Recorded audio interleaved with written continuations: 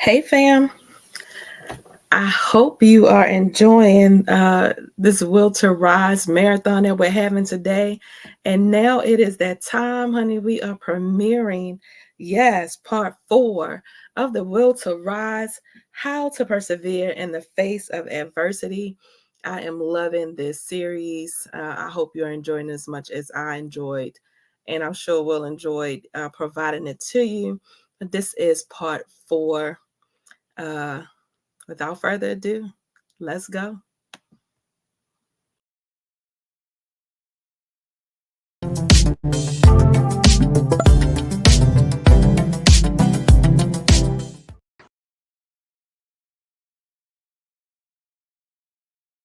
Michelle Franklin, Mrs. Michelle D.I., honey, why for divine intervention, honey? Because there are no coincidences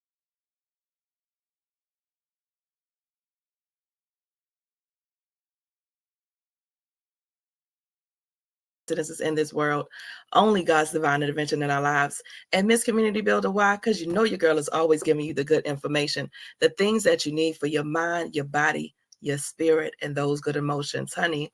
It is 2024, and it really should not have taken this long, but it did. It took us this long to get our schedules together, honey. But I have a very special guest, my brother from another mother, Mr. Haitian Sensation himself. We are continuing our talk on his series, honey, the series, The Will to Rise, How to Persevere in the Face of Adversity.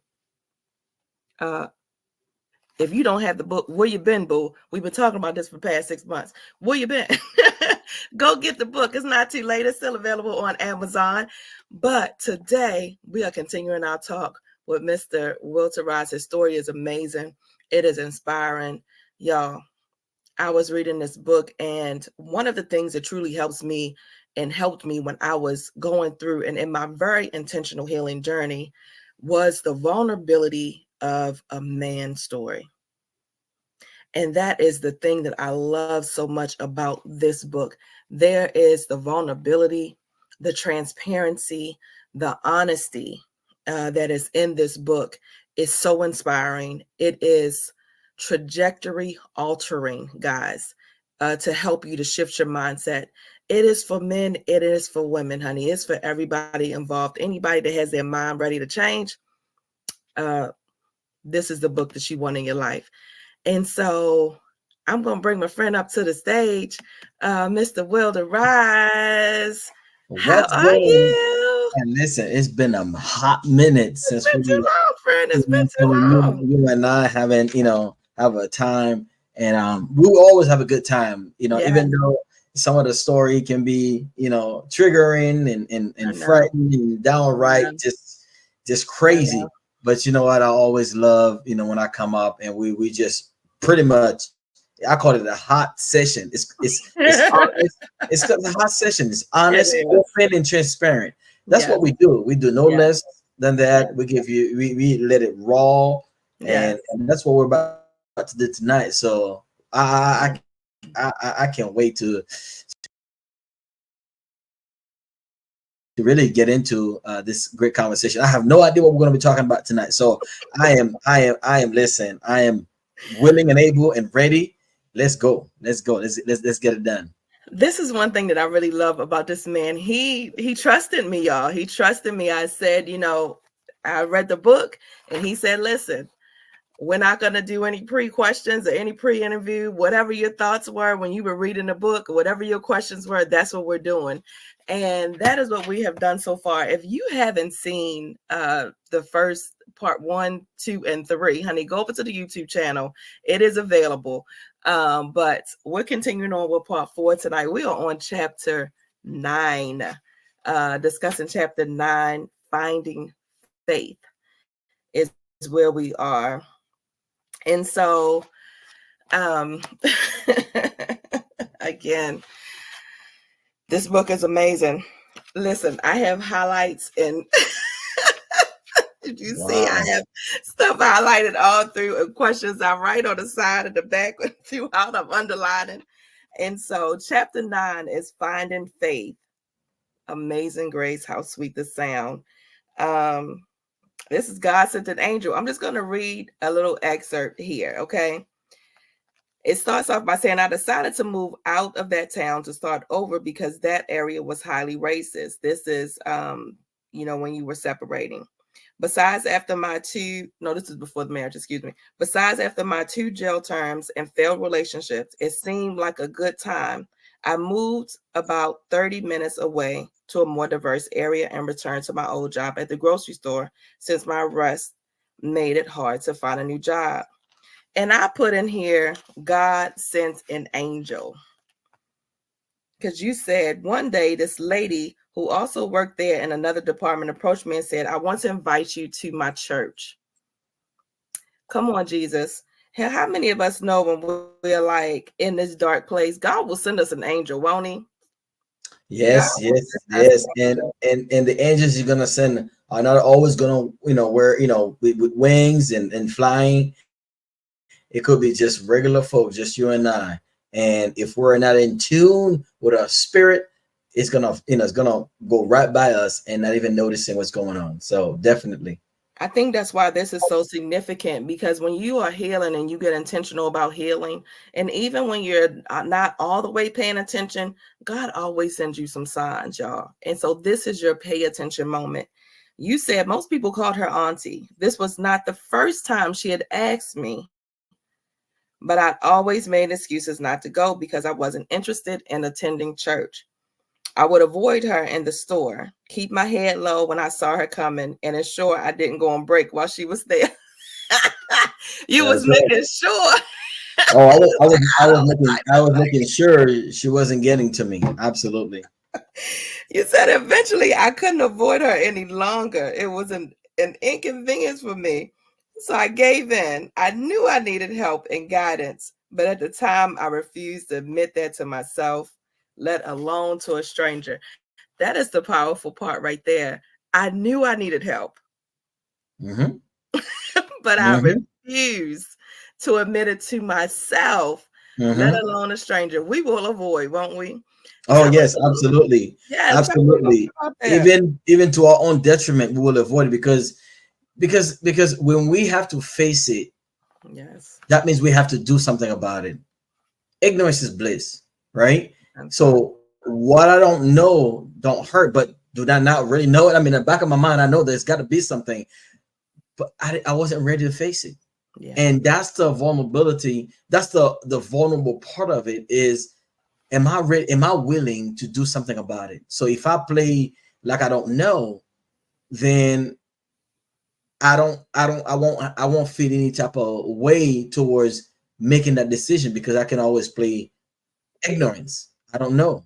So for anybody who's listening, if you know that something is wrong, if you know that something got to change, that doesn't necessarily it's wrong, but you know something got to change. Yes. Because the pain of remaining the same is more than the pain of change. Let me repeat that again. The pain of remaining the same is more painful than the pain of change, because sooner or later, I mean, if we want to change something, we got to change something. And I knew that I needed to change something, and that has to start with me, and that change, and nobody else was going to do it for me, and I had to do it for myself with the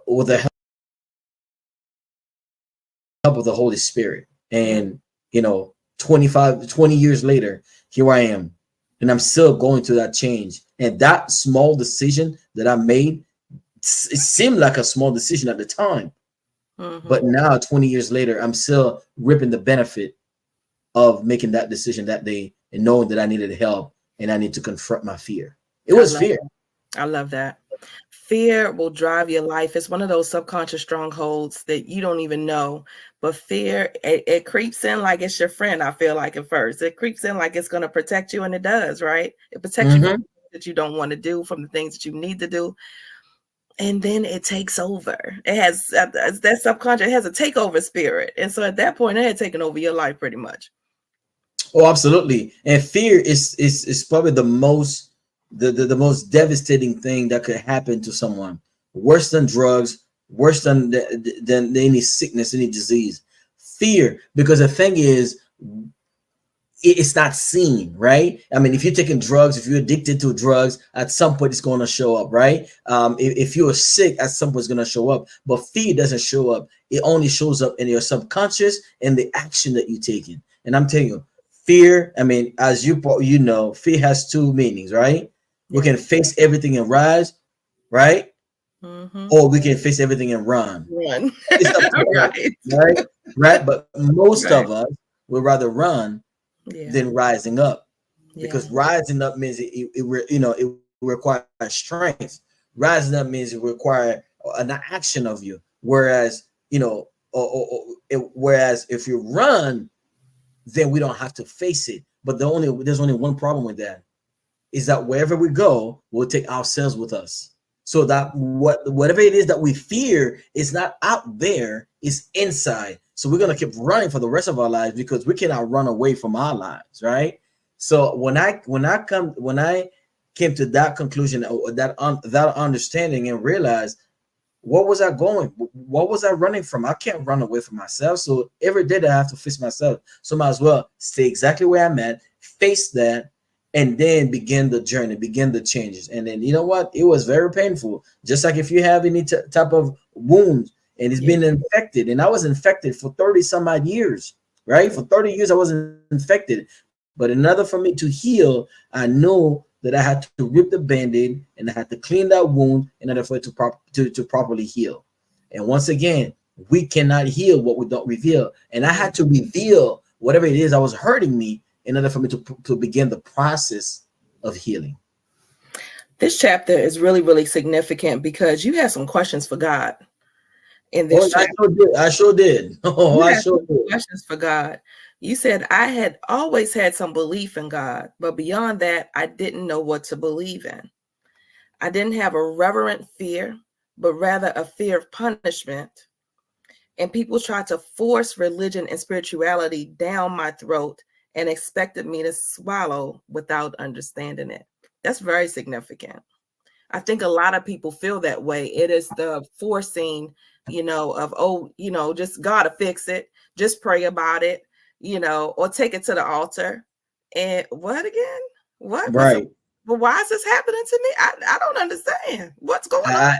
It is very religious. It has nothing to do with faith. It has nothing to do with spiritual. It's very religious. And when I came, throughout my healing, and I was looking at the cross at some point, and I look at the cross and I realized it's ironic, but the cross looked like, vertical and horizontal. And I'm like, okay, vertical is meant to God, but vertical is meant to man. So God is not just one, because if God wanted me to heal by myself, then there wouldn't be anybody else on the planet Earth. I would be by myself, right? So God wanted us to have some type of relationship. And I always say relationship our soul need relationship. Without relationship, our soul die. We need a relationship. So for some religion or religious people to say, well, just go pray about it. Just let me tell you something. If I jump off of a building, I don't need to pray about it to know that I'm going to fall and I'm going to die, because God created the law of gravity. So a lot of things that we waste our time praying, we just wasting our time, because God is not going to answer certain prayer. I'm not going to ask God, please God, do not let me die if I jump off a building. It's a law of gravity, and that God cannot violate his own law. So there are certain things that we pretty much wasting our time when we could just go to God, or when we could just follow God's law. We couldn't go just follow what the Bible says. But because we have been brainwashed for so long, and we think that everything has to go to the altar, everything has to be, and I'm not, minimizing going to the altar, and I'm not minimizing, praying, but at the same time, knowing that I could pray all day to find a job, but if I don't get my CV ready, if I don't go and pass out my CV and go to interviews, I will never get a job. Now I could sit here and blame God for it, but I got to get up and do something about it. Now I can pray on the CV as I'm, my resume, as I'm going and give it to the job or sending out by email, but I still got to do something. So even the Bible says faith without works is dead. But too often we are just sitting here waiting for God to do something when God is waiting on us to make the move so he can show up and show out. I love that. I love that. I love that. Oh my goodness. That's so important. I think a lot of people are like, well, God ain't doing nothing. I've been waiting. What I they blaming him, right? They blaming God. And it's like, seriously, but what are you doing? So I love that. It is faith without works. Honey. You have to, take a step. He'll take two, but you have to take one. I think speaking to the hypocrisy that exists in Christianity is one of the things that keeps people from the church. You talked about as you grew older, everything I heard about church was negative. The priests and pastors abusing kids and all kinds of terrible things. You said then there was my mom's brand of Christianity. I felt that my mom was a hypocrite because while she wanted me to attend church, she didn't go to church herself. A lot of parents send their children to church. And as an adult, like I feel like that might have been because they just wanted a break from the children. You know what I mean? Right, exactly. They just wanted a break. But she wanted me to go because she didn't want me to hang around the neighborhood and get into trouble. I didn't particularly appreciate how she went to work on Sundays to get overtime for money. This part, but it says back then I felt that if I went to church, I had a right to expect things from God. I love this. However, when I was there, I wasn't truly there. Sometimes I slept. Other times I talked. I talked in church. I didn't understand the importance of attending church and connecting to God. That part right there, I think, is where a lot of people, the disconnect. You know what I mean? Because some people, it's an autopilot thing. You know what I mean? They just go to church on Sunday, but there is no relationship there. And so I want you to speak to the difference of kind of when you realized that, because it's like in this process, you're realizing, oh, I've been going to church, but I haven't really been connecting. Right. Right. For me, it was a ritual. Autopilot with it. Right. It was ritual. It wasn't spiritual, it was ritual. So something that I have to do on Sunday morning. You have to be at church no matter what. You go to church, and I did it because of fear, and not the right fear, not fear of fear of going to hell or fear of not pleasing God, right? That kind of fear. Instead of having fear, instead of going to church because it was a moment with me and God, and I could have had that moment at any given time, but the Bible talks about being in where two or three gather, he's in the midst of us. It's called corporate worship, which is in the Bible. But I didn't understand that. I think it's just something that you have to do because that's what you were supposed to do. And I can only speak for myself. I can't speak for other people, but I can understand people with the sentiment of now that they get older, they're no longer under their parents' care or under their parents' leadership or whatnot. They decide not to go to church anymore because church has been something that been forced upon them and not willingness. And even God don't force us to do anything, let alone our parents to force us to do anything. And on top of it, the hypocrisy, they will go to work and give us excuse that hey, they got to go to work, but me, I got to go to church. So, but I can and to their credit, they thought that they were doing the great things because they want to keep me off the street. But guess what? Church couldn't keep me off the street. I had to have the willingness to stay out of the street, but church couldn't keep me out of the. I had to come to that understanding, and I had to make that decision. And only me, only I could make that decision. God couldn't make it for me. So as a father now, as I'm raising children, even though I don't have them full time, but when I do have them, I want them to understand that there's a higher power. I want them to understand that the air in the lungs that they breathe, the organs, their body, and everything else is orchestrated by a creator, and that creator is God. I want them to understand that, at least to give them the basic foundation of who they are and why they're in this earth, what the purpose is. But other than that, my job is to watch over them and to be there when they need me. But other than that, the rest is up to God, because I'll come to realize that I'm just a steward of the children. They are not my children. They're God's children. They came through me, but they did not come from me. And that's what really helped me to understand that even though my children are not with me on a regular basis, but I can pray to God that can be there with them 24/7. Even if my children were with me full time, I still couldn't be with them 24/7. But I know a God that can, because He is all powerful, He's omniscient, He's omnipresent. So that gives me comfort. That gives me safety, knowing that God is there. Yes.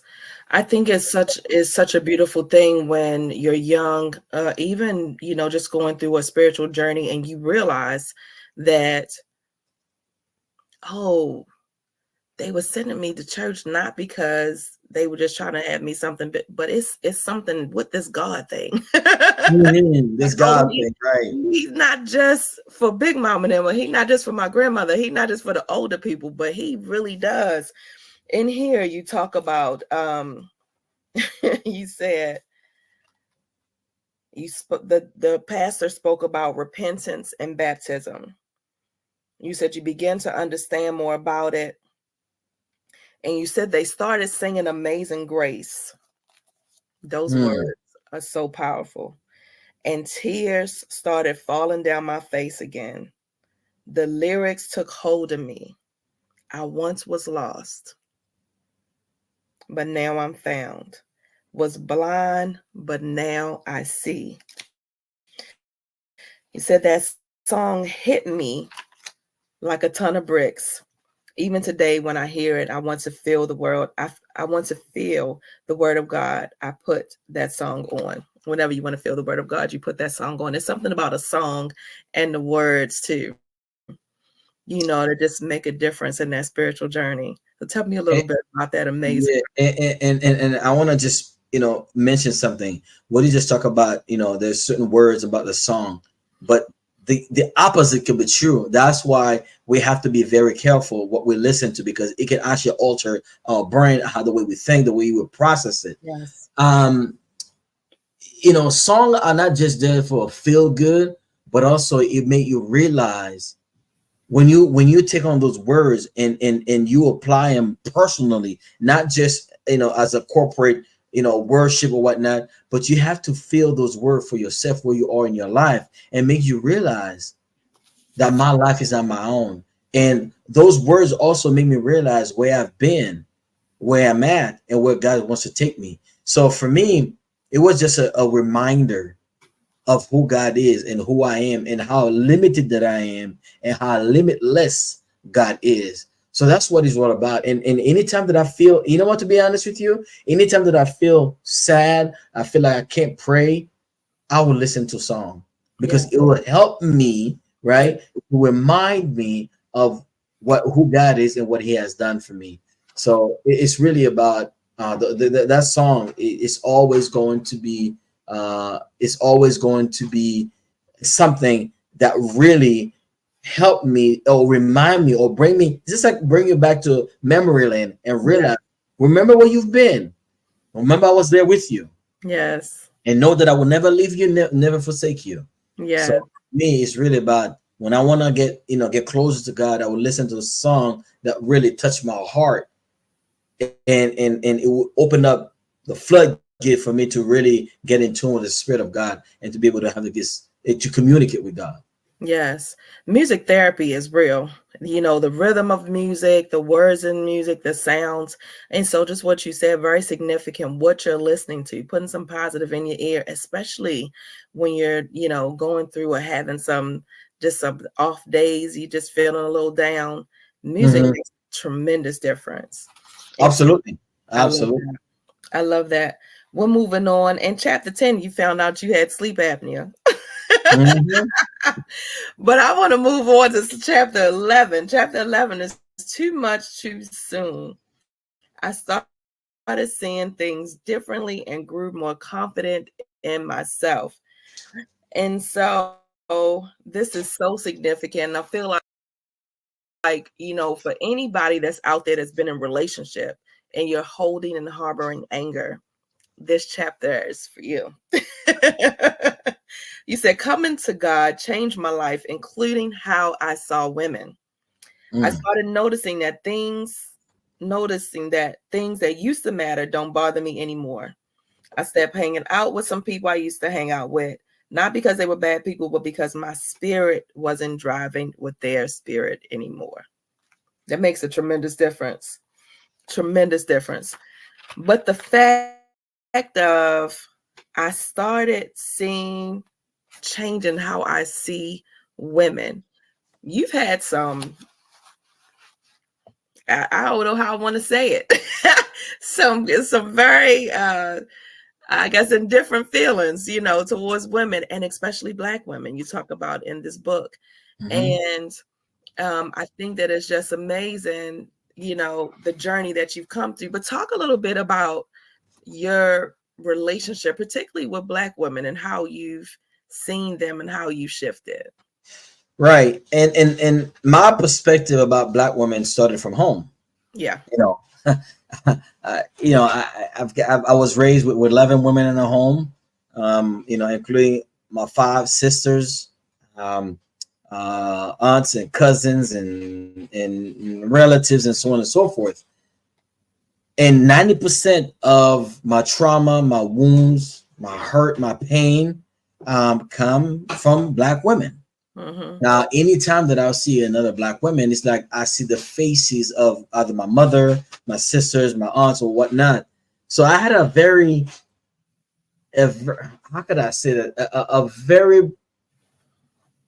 strange relationship with Black women, to say the least, right? So to me, because I was so wounded, because I was so hurt, I feel like, and of course, in my limited mind and an unhealed person, right, I felt like all Black women are the same. Yeah. But of course, I didn't come to that understanding that I haven't met all Black women. I will never meet all Black women. So therefore, not all Black women can be the same, right? But the majority, I have never met all Black women, and I will never meet all Black women. So therefore, not all Black women are the same. But in my limited, wounded little boy's mind, because that's all I've seen, because my environment was nothing but Black women, and Black women, the way they have treated me, I'm like, there can't be any good Black women out there. Yeah. And that's something that I had to be delivered from. And till today, I'm 40. I just turned 44 2 days ago. I'm still having, sometimes I have to remind myself, Will, come on now. You're in that journey, and that's one of the reasons why I always tell people you can never be fully healed. Now you can be triggered less and less. Things that used to bother you don't bother you as much, but I don't believe you can be fully healed. Furthermore, I think a lot of people say, well, I want to be healed before I meet a woman or a man or whatnot. There is a last part of the healing process that's going to take somebody else to help you to get to that extra mile, to get to the last, to get to the end zone, right? Yeah. So my strange relationship with women, and I'm still working on that, you know what I mean? And what I thought about women, 4 years ago when I was writing this book, or 3 years ago, I no longer have the same thoughts. I no longer see them the same way, but I still have some residue. I'm gonna be honest. I still have some residue. I still have some things that God has to work through me to help me see Black women are not threat. They are not my competitor. They are just beautiful Black queens that got created. However, there have been a few. Okay, there's always gonna be a few bad apples, right? There have been a few, but I cannot take the few and make it a generalized thing that all Black women are like that. Now, that's a me problem. So if the Black women that I meet remind me of the hurt, the pain, there are two things. Number one, I still got some healing to do, and number two, I need to change my environment. Yeah, because if I keep running to the same women, the same type of women, it's not their fault. That's right. Their existence are not their fault. It is me that have to do the inner work, and I have to change my environment so I don't keep running to those type of women. Doesn't mean they're bad. They're just not aligned with me, and they're not for me. Yes. Yes. I love that. The clarification is real. It has to be. Very necessary. Look, the clarification is real and very necessary, but honestly, it is. I don't think that enough conversation is had about the trauma that happens at home, right? That's inflicted. All we do when we, as Black women, when we see a Black man with someone of another race or whatever, we just automatically get an attitude. Mm, You right? know what I mean? What's wrong with him? Oh, what if he going that way? They can have him. You know, it's all of that negative neck roll type of response. Right, right. And especially out here in Montreal, I've seen it a lot. I've seen it a lot. Right. So hey, I Automatic even neck roll type of response. We don't know what happened. We don't know the trauma. We don't know the PTSD. We don't know what happened. Love is love wherever you find it. That's how I feel about it anyway. Love is love wherever you find it, but there's so much judgment. There's no accountability as to the conversations that are not being had. That's from, the homes. And some parents, be it though as it may, they didn't know what they didn't know. We don't know what we don't know, right? We all learn, and nobody is perfect. There's no perfect parents on this side of heaven. mm-hmm. At the same time, nobody is talking about, again, the trauma that some angry Black women, because we're mad at dad or we mad at the whoever and whatever else, or mad at circumstances and whatever else didn't work out, and how it gets taken out on the child. Like all of those things, those conversations are not really being had. That's not the most popular. No, and they have to be had, because what we're doing is we are continuing this generational trauma and Yes. generational curse, because the buck had to stop with us. And that's the reason why I'm doing the work that I'm doing today, because I didn't want to perpetuate this kind of thinking, mindset, and so on and so forth. And I think those conversations, even though they're hard, even though they're very difficult, even though they're uncomfortable, but we got to get comfortable being uncomfortable. We got to get comfortable being uncomfortable, because if not, then we're going to continue to perpetuate. And I will hate to get to 50, 60, 70 years old and looking back at this generation coming up and say, my God, what happened to this generation? And I stood by and I did nothing. So for me, that's the reason why I'm doing this work that I'm doing, and I'll do it till my dying day, because I will hate for this to continue, especially in our community. So I think there's a work that needs to be done, and the conversation, we've been having this conversation, especially in the last 4 or 5 years since COVID. We've been having this conversation, but I think it's time for us to pass the conversation and to now to go into action, real concrete action, and that's got to start in our home, in our community, so we can have a ripple effect, and that way it will bleed over to everything else that we do. But we must have this conversation, because we are not willing to have this conversation because it makes us uncomfortable. Well, guess what? Get used to it, because it's not going to be comfortable. It never has been. It's not right now. It never will be.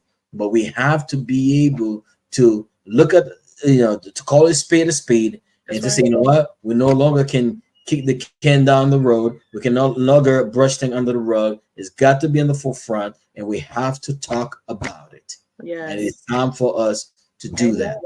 Amen. Listen, I'm happy birthday, by the way. You said it was your birthday not 2 days ago. Happy birthday. Yeah, but 2 days ago. Yeah, I mean, it's 04 44 24. I mean, the fourth month, 24, 2024. I don't know what the number 4 has in store for me, but I'm gonna go ahead. I need to figure out exactly what that is, right? But yeah, and I know I don't look a day older than 40, but listen, you know what they say. Not a day older than 32. That's right. Black don't cry. But there's another thing that they say. The what is it? The black of the bear? No, not the black. No, the older the. I'm sorry. What was it that the saying? Black of the bear, the sweeter the juice. Yeah, exactly. The black of the bear, the sweeter the juice. You know what I'm saying? And I'm not a fine wine. I got better with age. There we go. I'm like a fine wine. I got better with age. Like whispers, huh? That's it. You already know. So listen, allow me to give myself a little love, because I have criticized myself for so long. So don't take my confidence for cockiness. I'm just loving myself. When people say, "My God, you smell good. What are you wearing?" I say, "Wearing confidence." Call me Mr. Prime Time. Beyonce. I'm gonna go ahead and do a little Deion Sanders in here. What are you wearing, Will? Confidence. I know that's right. Look, and it smell good on you. Yeah. What are you wearing? What do you smell so good? I'm wearing confidence. I love it. I love it, honey. I love it. It's nothing better. There's nothing better. I love it. And confidence, baby. And it looks good on you too, honey. It looks good. Thank you. Thank you. Thank you very much. Thank you. I thought, look, I'm gonna just throw a penny in it real quick because from the last one to this one, honey, you done got your hair all. Man, listen, I got my hair done. I didn't get my nails did, but I got my hair done. I'm like, okay, I see you. Listen, all right. It's good to be seen. The last time, honey, part 3, we was talking to the wife directly. So he looking sharp for y'all today. So you still looking? Have you found it yet, Will? Have you found it? We still looking? I'm working on it. I'm working on it. I'm working on it. Yeah, I'm working on it. Yes. I ain't mad at you. I think it's a beautiful thing for men, especially because a lot of times I know, like even myself, I've had some crazy things happen, honey. I retreated from the love thing. I was like, I ain't doing that love stuff no more. But for all the crazy that you have been through that is in this book, right? Yeah. You could have easily, you know what I mean? Been like, I'm done with that. I'm over it or whatever. Right.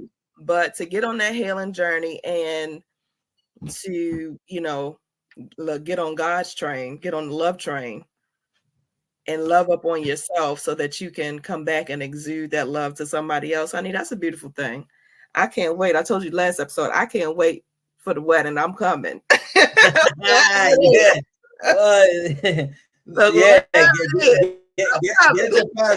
Get your passport ready because in 2 years, this wife is gonna come out.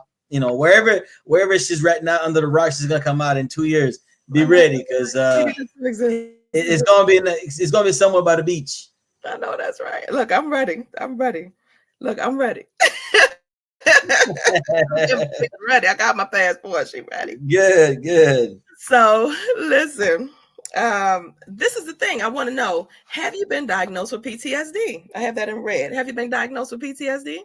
I never wanted.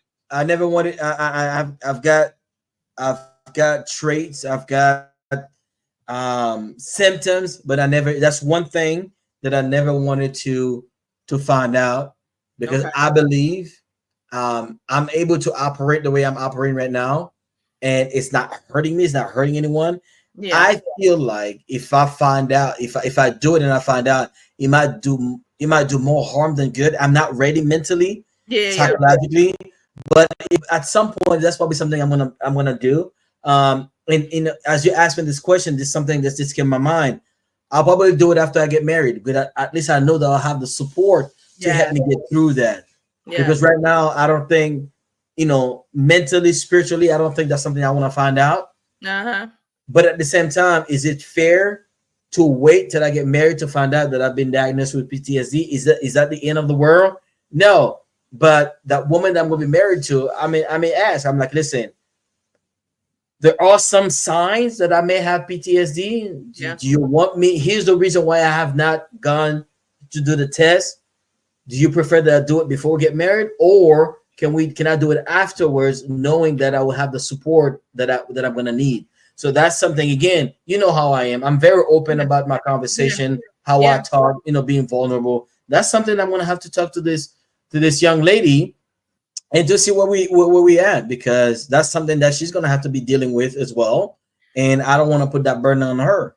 And let me say this, because there is a stigma again, you know what I mean, associated in my mind.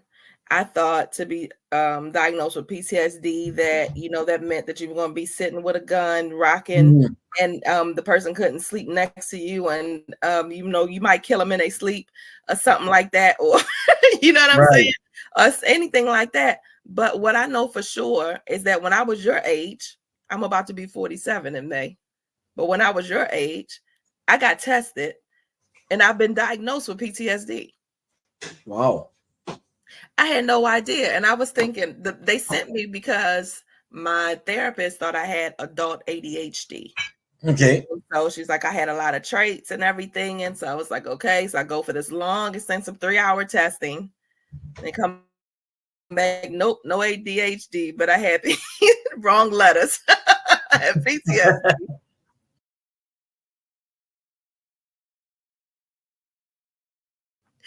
And so I thought they was crazy. I was like, really? I ain't been to the service. Like I ain't had no, nothing happened.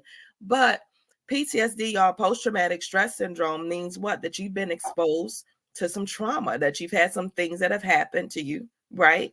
That really were beyond your control and it has affected you. And that when you are experiencing certain things, you may be triggered, right? And Right. so knowing what your triggers are is number one for me, because I had no idea. Because you could go into an anxiety attack, you can go into, a different mental state or whatever. And so for me, I was having these just ongoing anxiety attacks and not really knowing why, what was going on. I was losing track of time in the mornings because I was being triggered and I had no idea. And so for me, that's what it is. And so I'm really happy that you said that, because it is that stigma that's associated, like, oh my God, like I'm not gonna kill nobody. Like, what does this mean? You know Right. what I mean? Exactly. And so I think it's even more for a man, and for a Black man at that, to feel like, oh my God, here's another thing. But for Yep. me, it has, Another stigma, another label, another right, thing I have to identify with, as if I don't have enough that I have to deal with. right. I'm dealing with enough. So it's really it's really that. And talking about ADHD, my son just diagnosed with that. But then again, at this day and age, whenever a little boy can't sit still for 8 hours and whatnot, I mean, they throw labels on you. But anyway, all that to say, there are some, like I said, there are some signs and behavior and so on and so forth. But then again, I'm not scared. I'm not Yeah. scared because I'm not gonna let that cripple me from living my life, from living my best life. I'm Right. actually I'm at the second part of my life where I'm just about to live my life now. I mean, since I hit 40, ever Yeah. since I hit 40, I feel like it's the second half of my life that I'm living now. And the first half, I did what I did, and now I existed for 40 years. Now I'm Right. about to live for another 40 years. And guess what? The the best things in this life are still ahead of me. So I've got a lot of things to live for. Definitely. So I'm looking forward to life, and I think the second half of my life is going to be much better than the first half of my life because of everything that I've been through. And I always say there was no mistakes. There were Yeah. missteps, right? Yeah. And all the setbacks were set up for a comeback, and I Yeah. am coming back, and I'm Yeah. seeing the comeback already. So I'm very excited about life, and I'm very excited about the thing that God has in store for me, and I'm excited about the woman that God has in store for me. I'm Now excited. we want to talk about that. So I got to be healed Yeah. to a certain point, and I have to be healthy to meet that woman, to live the life, fulfill the life that God has for me. And I tell you what, I ain't gonna brag, but this woman is gonna have the best version of me, and this woman is gonna be one heck of a woman because she's gonna be spoiled. She's gonna be loved like she'd never been loved before. But it's just because I feel so confident in God, Yes. the work that I've been doing, and I know, and the fact that I've got 2 marriages under my belt. Not that I'm talking about it from a standpoint of as a badge of honor, but I Yeah. know now what not to do anymore, and Yeah. how to make Yeah. sure that I do Yeah. not repeat the things that I've done in the past. So Yes. I'm very excited. I am very excited about the future. I'm very Yeah. excited about what's to come. And I just, but at the same time, I want to also live in the present moment as well. So Yes. that way I don't just live too far in the future and not experiencing uh, acknowledging or being grateful Yeah. for the present moment, because I think that's very important. It is. And we're gonna close right here because I think this is a good way to close. But what you said about the marriage and wedding bells and that wife and the lessons that you learned, we're gonna get into that in the Yes. very last episode. Well, this is chapter 13 and we'll be getting into, and it's called Wedding Bells, honey. Yeah, that's gonna be good. That's gonna be good. This is good stuff. This is good stuff. But touching on the spirituality, the growth, it is very evident in you. You know what I mean? Just talking to you, it's very evident in you, the growth that has happened. And so I just encourage anybody, like, it's so easy to run away, y'all. It's so easy to run away from the uncomfortable. This is the uncomfortable but necessary conversations that we need to have with who? With you, boo. With yourself, right? Nobody can fix these things for us. Nobody can fix these things for Will. He had to look in the mirror and fix these things for himself. And now, you know, again, instead of just existing, we're on this side of living. That's right. And not just living, thriving. That's right. Thriving. Well, my friend, we've done it again. yes. And we're gonna try to be regular now. We're gonna give people what they asking for. Yes. And I'm glad that we are, you know, we started again. So I'm really looking forward to that. So you and I are gonna be talking up, you know, sometime next week, and we see how we can, you know, start this again, because I miss it.